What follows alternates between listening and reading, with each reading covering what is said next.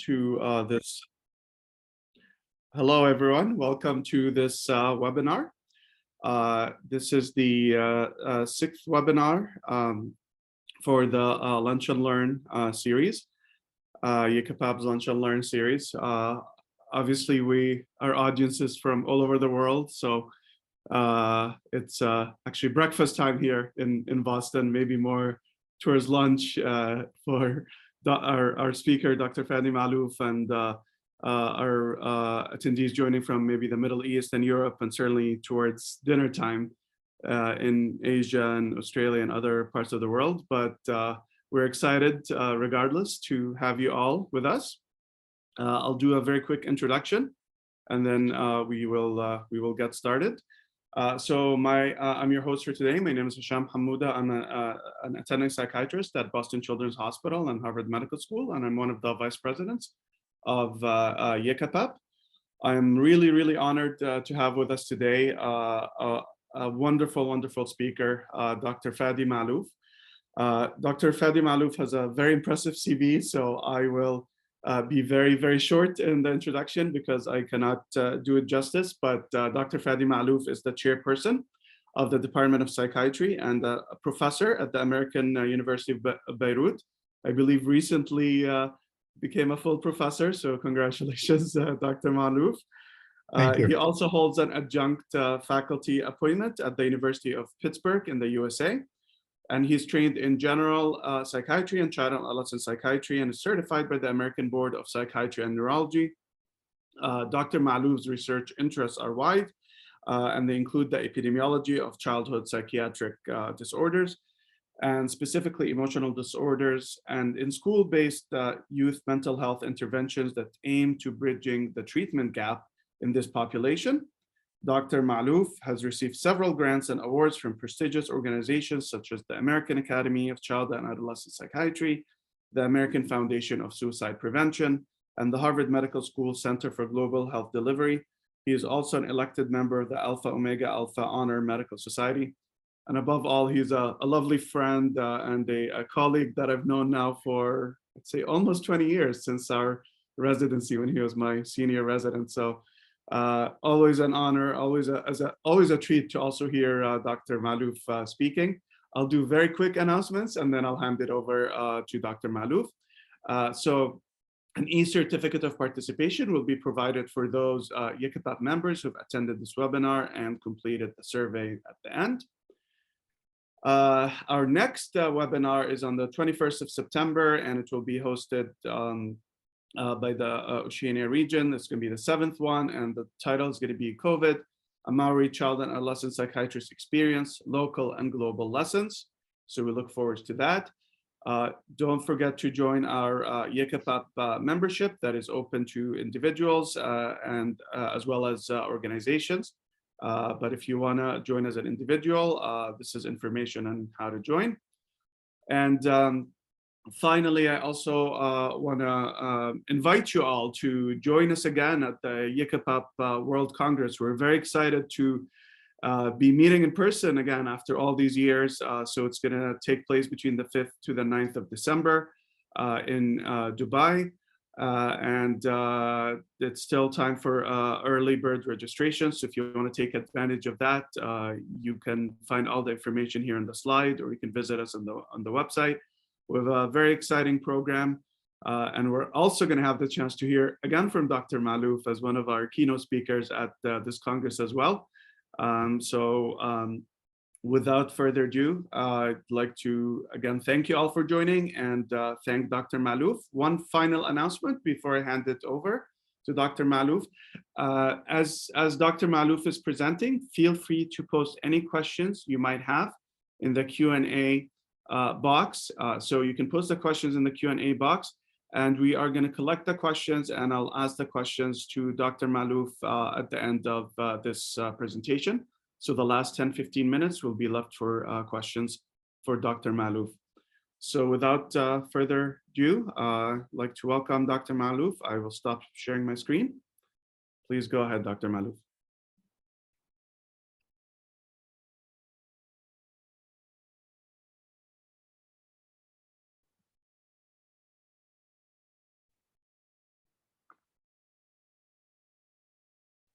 Thank you, Dr. Hamouda, for a generous and nice introduction. It's always a pleasure to share the stage and with you, and I very much cherish our friendship and collegiality. And I want to thank also IACAPAP for the invitation. I want to thank the attendees for being with us from all over the world. And I also look forward to the next activities of IACAPAP, including the upcoming Congress in Dubai. I thought today I'll talk to you about the work that I've been doing in Lebanon. I moved to Lebanon from the United States after I finished my training and worked for a couple of years in the US in 2009. So I've been practicing in Lebanon for the past 13 years. And as you mentioned, Dr. Hamouda, my research interest has primarily focused on the prevalence and burden of psychiatric disorders in children and adolescents. Why? I think I have an interest in that, but it wasn't just by interest, it was also by need, because when I moved to when I was in Pittsburgh, where I was working as a faculty member, I had started a couple of projects funded by the American Academy of Child Psychiatry and the American Foundation of Suicide Prevention, AFSP and ACAP, focusing primarily on depression. I moved back here, I was able to finish these projects, but then as I was completing projects that I'd started in the US, research projects, I realized that the data on prevalence of local data on prevalence of disorders and their burden was missing, and even the availability of tools to assess psychopathology and psychiatric symptoms was not there. So this took me on an interesting journey, which I've been enjoying over the last decade or so to assess this burden. It'll be a 25-minute long presentation, so I'll make sure you have enough time for questions and answers.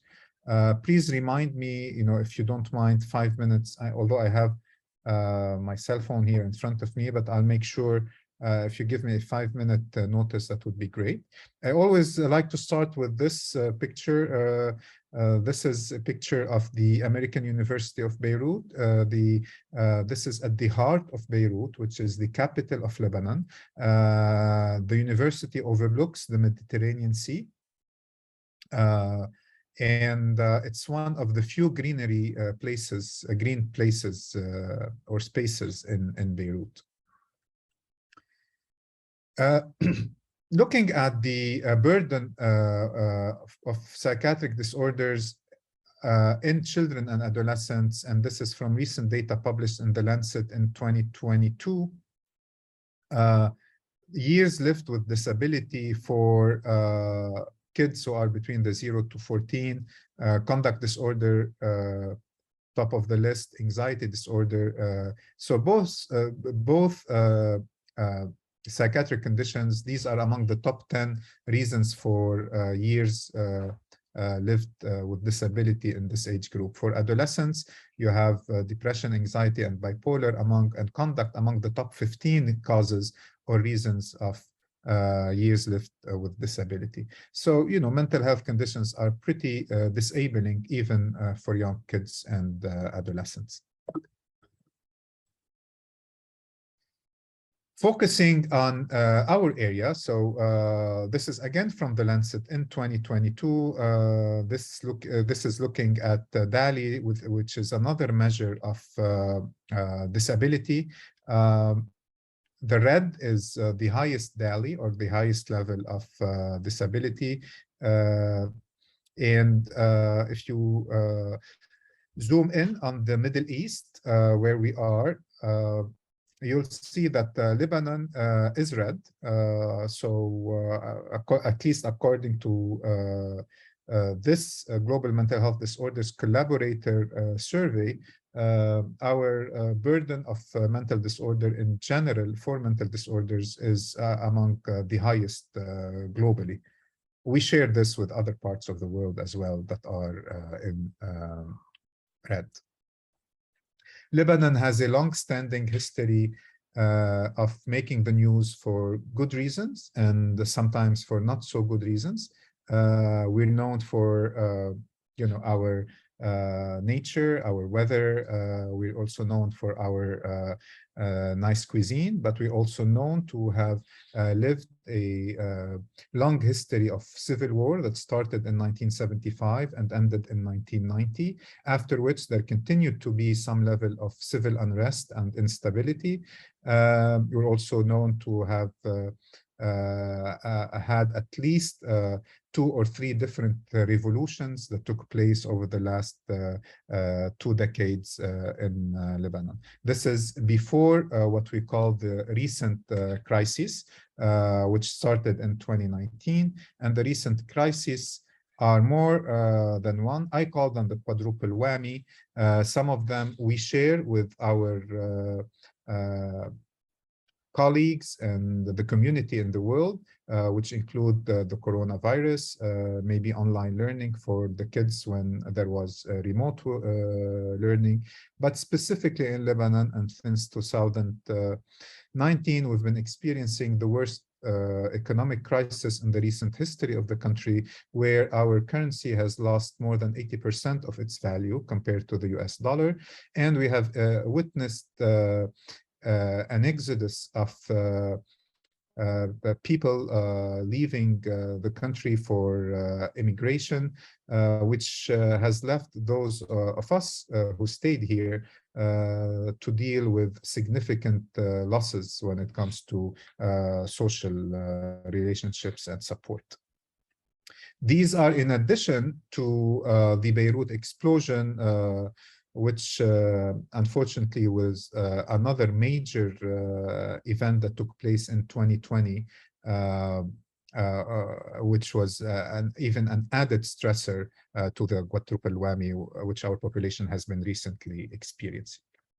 For the sake of this presentation, I will focus on 2 research studies, and if I have time, maybe mention a third one briefly, which we conducted as soon as I came to Lebanon in 2012.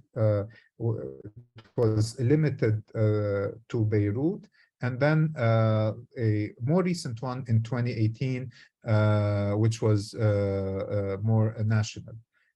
These 2 are the first epidemiological studies that were conducted in the child and adolescent population. We have additional studies that were conducted after the Beirut explosion. It will be my honor and pleasure to present these data during the upcoming Congress in Dubai.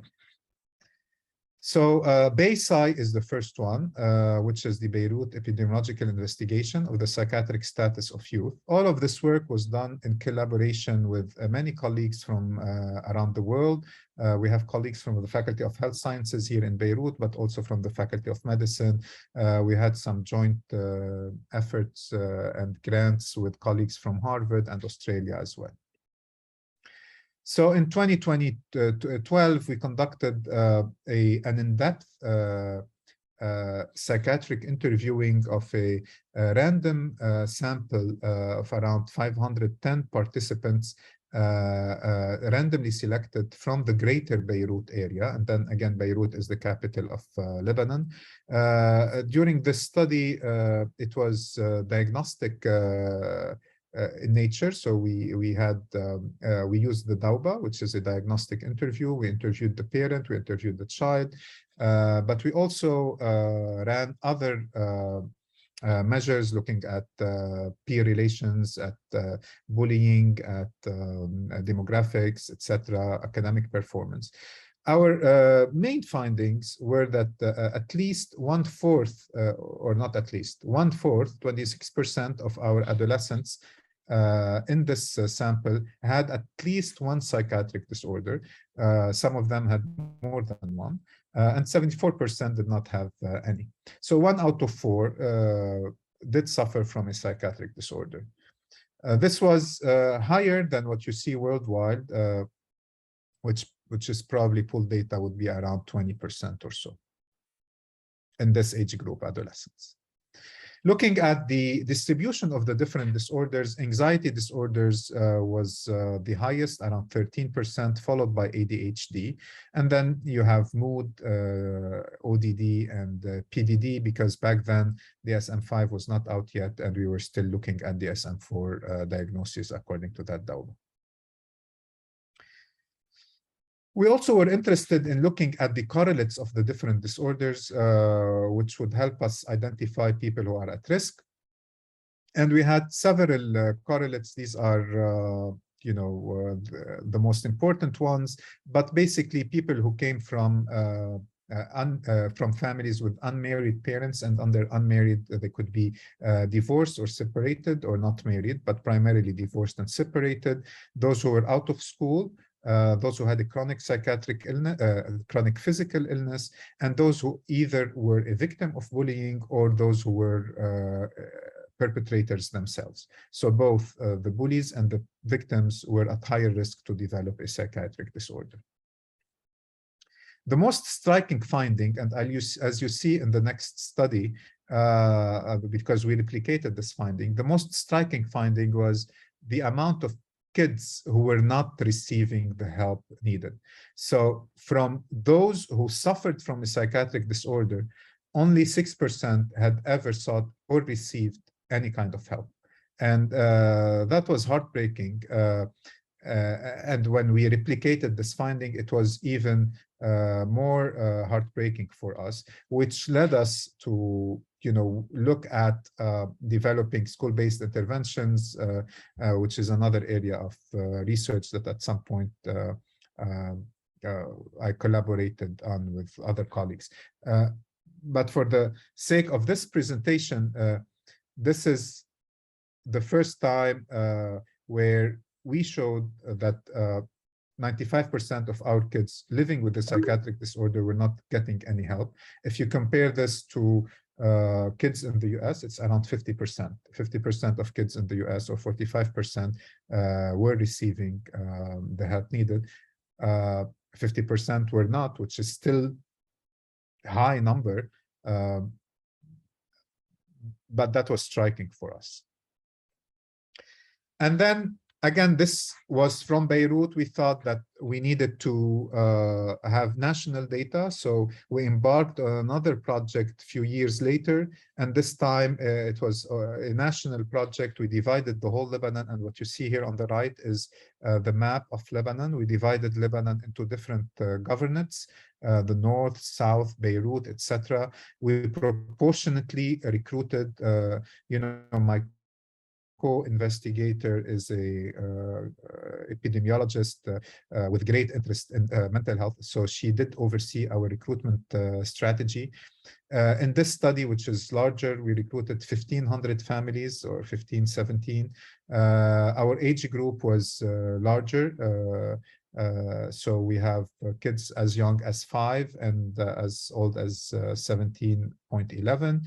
Obviously, for those who were between 5 and 7, we only interviewed parents, and those who are 8 and older, we had some self-reports for them. This study was not diagnostic. It was primarily a screening study. So we did not use a diagnostic interview. Instead, we used the SDQ. We used, for those of you who are not familiar with it, it's the Strength and Difficulty Questionnaire. It screens for emotional disorders and conduct disorders and hyperactivity. The Mood and Feeling Questionnaire, specifically screening for depression. The Scared Questionnaire, specifically screening for anxiety. Cries, screening for PTSD. And we developed our own questionnaire on substance abuse to screen for this as well. In addition, we had other questionnaires that we used, including the peer relation questionnaires. Again, here we were interested in assessing the prevalence of bullying and its impact on mental health, or its association with mental health. And we were interested in parental mental health. So we did use the GHQ for parents. In addition, for a subsample of this population or this sample, we invited them to This was a household survey, but for a subsample, we invited them to come to the university and undergo neuropsych testing. So we were interested in looking at their cognitive profiling as well, attention, working memory, etc. So this is the sample. It was 15% of the sample were between the ages of 5 to 8, and half of the sample were 8 to 12, and 36% were between 12 and 18. 50% boys, 50% girls.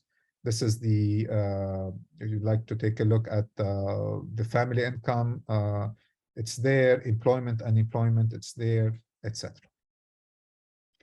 In terms of prevalence of what we call positive screens, again, these are not diagnoses, but these are kids who screened positively to at least one psychiatric condition using the questionnaires. Not all questionnaires apply to everybody. As you know, for the MFQ, for example, and the SCARED, these cannot be administered to kids who are younger than 8. So for the youngest population, 5 to 7, we primarily relied on the SDQ parental reports.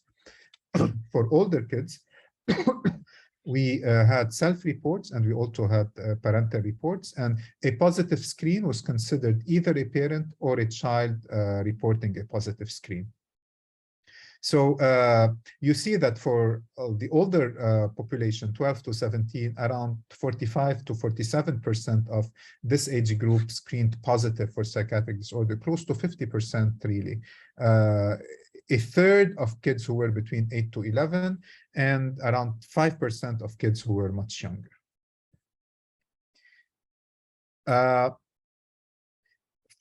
And I'm going to present to you now the prevalence of the different disorders in each age group and the correlates for each age group, because this is how we did the analysis. We thought that it would be best, since we use different tools for each age group, we thought that it would be best to analyze each age group separately.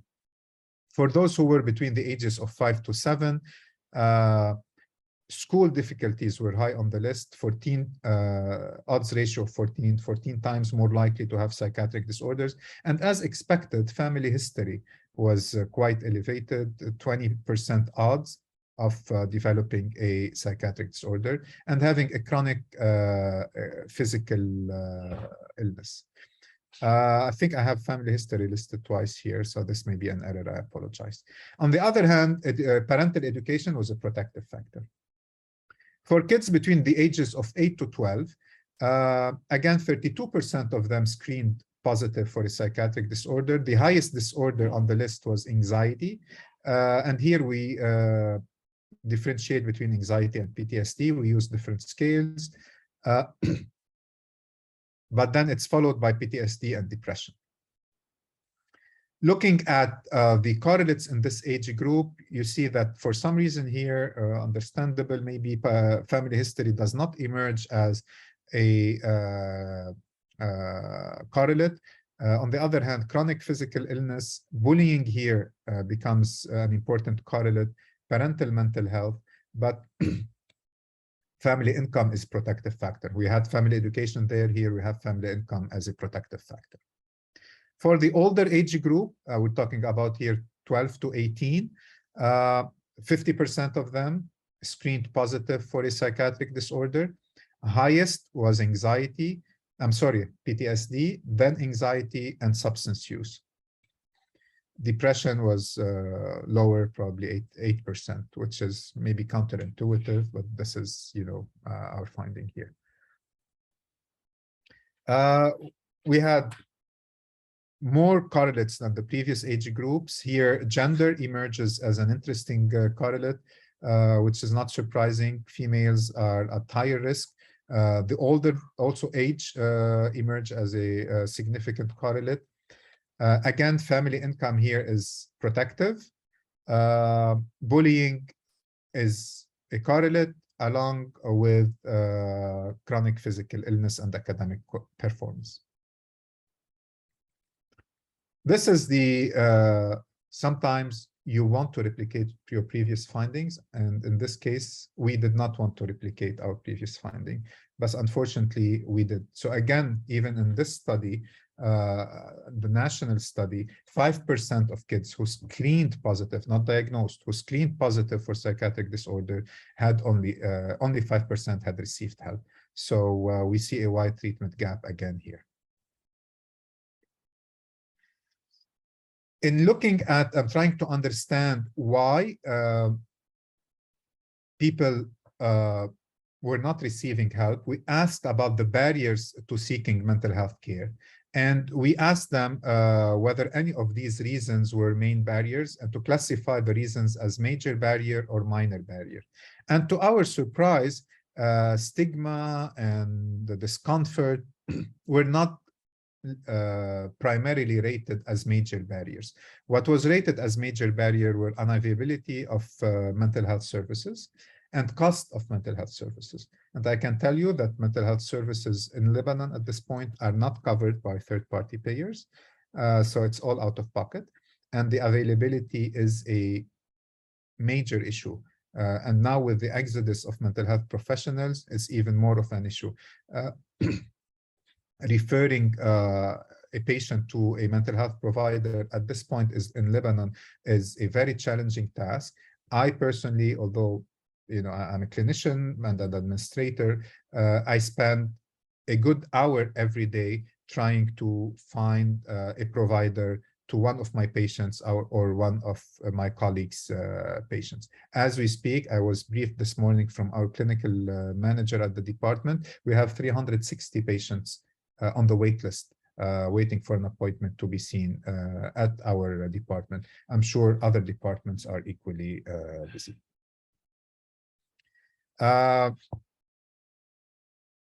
May I take 2 more minutes? Do I have 2 more minutes or 3 more minutes? Yes, please. Okay. So I think I'll focus on bullying now, because when we screened for it, we assessed its prevalence, we thought that we want to look at the association between bullying and its relationship with psychiatric disorders. And we did publish on this based on the Beirut study. But we also analyzed the data of the PALS, the national survey, which I will present. We haven't published this data yet, but I will present it here.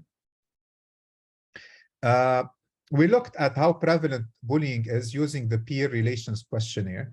And by age group, 8 to 11, 12 to 18, because the questionnaire does not apply to those who were younger than 8. And the prevalence is anywhere between 25 to 28%. And this is very comparable to data from our region. And I want to say maybe global data as well. Then we looked at types of bullying. I need to mention that this questionnaire does not assess cyberbullying. It's primarily looking at relational bullying, verbal bullying, and physical bullying. And you'll see that the most kinds of bullying that our kids were engaged in were name calling, picking on others among the victims. Among the bullies, I like to make others scared of me. I'm part of a group that goes around teasing others. I think as a provider, it's important for us to know what kind of bullying behavior our patients and kids are engaged in. And then we looked at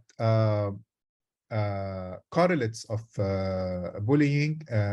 Being a victim was surprising to us, but the data showed that boys are more likely to be a victim of bullying, or at least to report to be a victim of bullying, and coming from a low family income or low socioeconomic status was also a major correlate.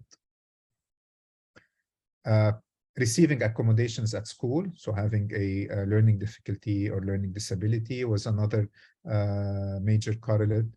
Having a psychiatric disorder, primarily anxiety or suicidality, or having a family history of psychiatric disorder, were also risk factors that put the child at higher risk to be a victim of bullying. What was interesting when we looked at the correlates of being a bully, obviously, the older you are as a kid, the more likely for you to bully others. But when the father was not living at home, this was also a higher risk. When the father was not as educated, that also was a higher risk.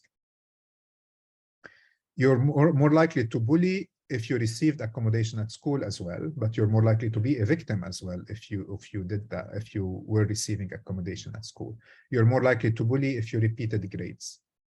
Interesting, and here I'd like maybe some initial reactions from the group. We found that the only psychiatric correlate, at least in this larger sample size, for being a bully was having a traumatic life event. In the Beirut study, our psychiatric correlate for bullying, for being a bully, was disruptive behavior disorders. For this one, excuse me, having a traumatic event emerged as an important correlate for perpetrating bullying behaviors. I think for the sake of time, I will stop here. I may talk about this at the IACAPAP Congress in Dubai. So please register, make sure to attend. This is promising to be a great event. I know how much efforts and hard work are going into the preparation for this Congress. And this is my contact information. Feel free to get in touch with me if you need to do so after this webinar. And I thank you and ready to entertain questions. Thank you so much, Dr. Maalouf, for this amazing work and amazing presentation. I really have to, comment on maybe somewhat of a personal but also professional matter. Your personal story. I think with kind of brain drain and the phenomena you see around the world of people leaving many countries and mental health professionals leaving countries, and usually they're the countries in the most need. So, to see your own career path as someone who is from Lebanon, trained in some of the best institutions in the United States, but really went back to do this very important work and was able to stay despite all the challenges is just certainly very, very brave and very inspiring. So I really thank you for that. I do want to proceed with the questions because we had a few questions, and I'm going to try to group some of them together under certain themes for the 10 minutes that we have left.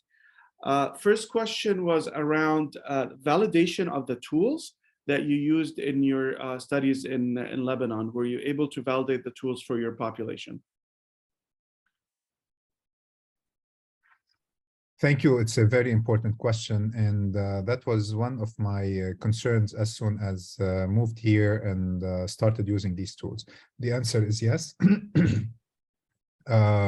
In collaboration with Dr. Goodwin, we did publish on the validation of the Arabic version of the Dawba, which included the SDQ. We also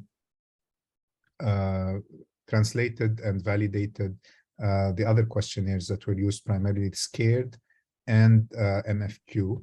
The CRIES, I think, is available out there, and it is already available in Arabic.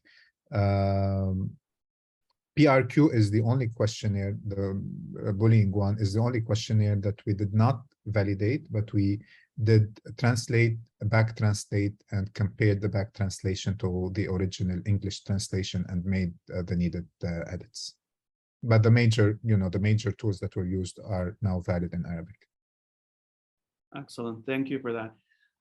The next, I'll group the two questions here. One question was specifically about the long wait list that you referred to. I heard you saying 300 plus on the wait list. So the question was about how to shorten it. What are the plans to shorten it? But I also wanted to ask a broader question, and I'm sure a very difficult question to answer. When when you refer to your studies and said that 5%, 6% of children in need got help, the broader question is, I mean, this is a catastrophic number. I mean, you know, so what are your plans, or how do you see, and certainly it's beyond any one individual, any one institution to solve problems like this, but how do you see that problem being navigated in a country like Lebanon with the current challenges?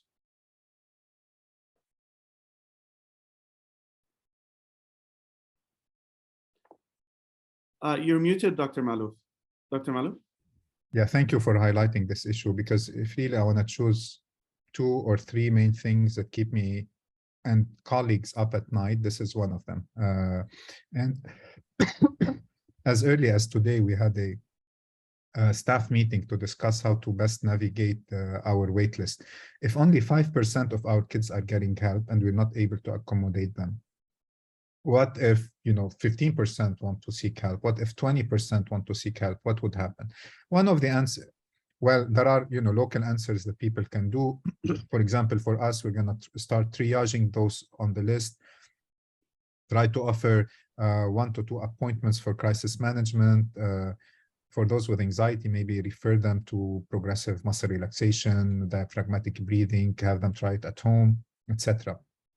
But there are larger public health initiatives that need to be taken. One of them, and I know you've been involved in school-based interventions as well, is to look at preventive interventions. So if you know, I'm not able to offer one-to-one intervention, am I able to offer interventions at a larger scale that are still impactful?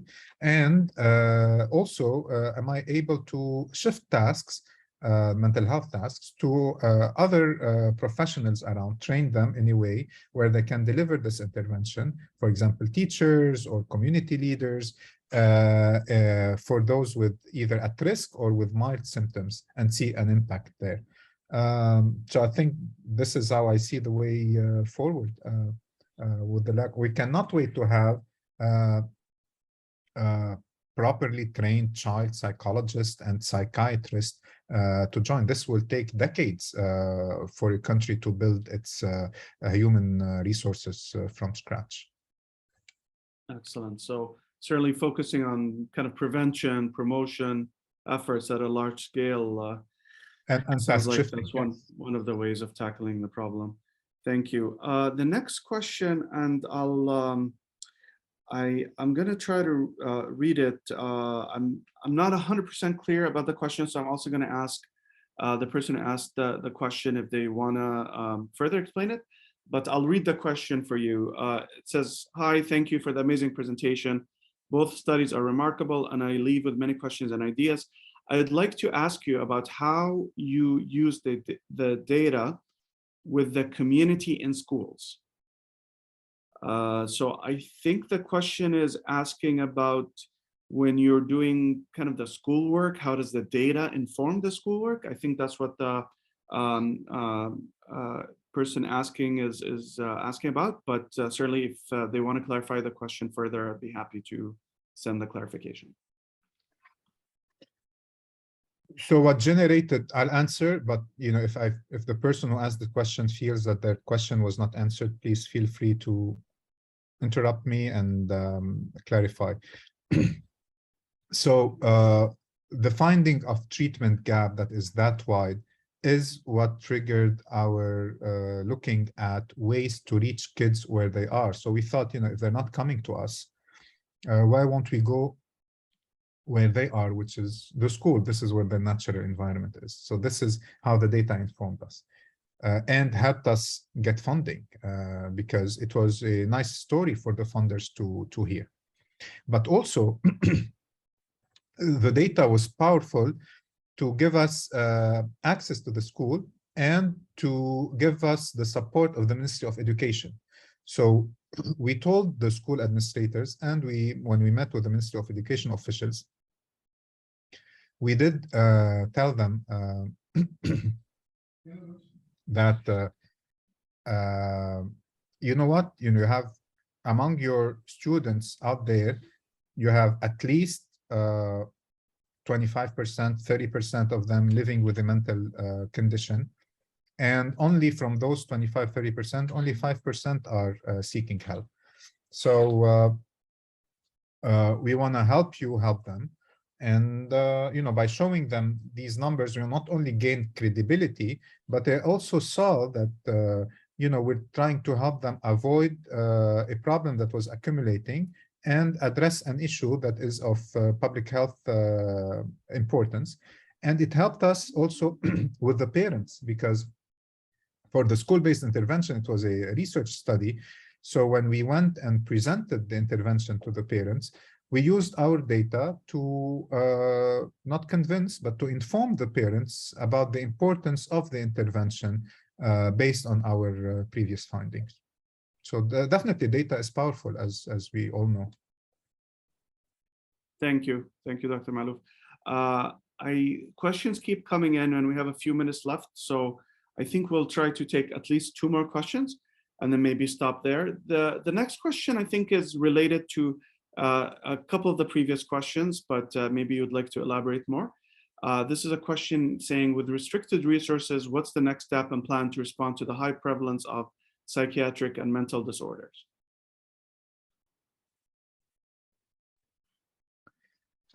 Yeah, so we're trying to join forces. Those of us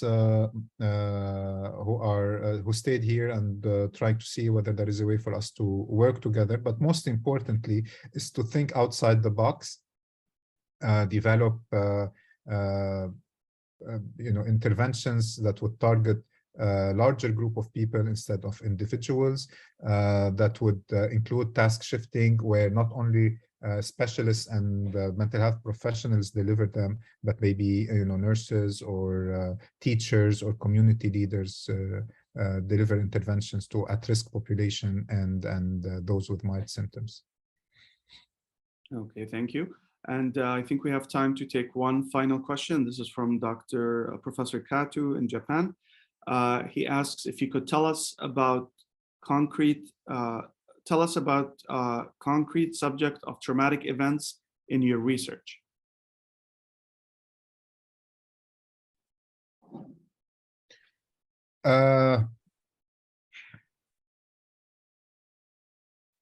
For the type of traumatic events, surprisingly, was not war-related. The most frequent types, I don't have them on the slides here, but there were personal events. So either, I wouldn't call them like they're not exposure to war, but there may be caused by lack of security. So for example, being robbed on the street, or being attacked by someone, or these kinds of traumatic, or seeing someone getting attacked,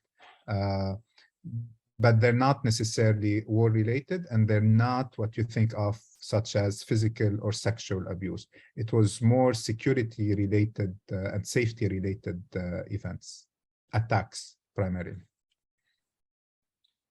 Thank you very much. And on this note, I'd also encourage Dr. Kato and all our colleagues to join us in December in Dubai, because actually Dr. Maalouf is one of our state-of-the-art speakers, and he's going to present specifically on the studies they did on some of the traumatic events in Lebanon. So the opportunity to hear again from Dr. Maalouf. Thank you once again, Dr. Maalouf, for your inspiring work, for your leadership, under very, very, very challenging situations. It's really an inspiration to all of us, and to see such lovely and professional work coming from Lebanon, a country that is near and dear to many of us from the Middle East. It's really good to see, and we hope that you continue your efforts in transforming the care of children in need in Lebanon. I'd also like to thank all our attendees. I'd like to also remind you to join us for the next Lunch and Learn webinar that's going to take place in September, as I mentioned earlier. And certainly we'd like to see you all also in Dubai for the IACAPAP World Congress. Finally, I'd like to thank Sue Wong, our IACAPAP administrator, for all her help arranging this seminar and all her help with the organization. thank you all very much for attending, and take care. Thank you, IACAPAP. Thank you, Dr. Hamouda. Thank you all. Thank you, Sue. Thank you. Bye.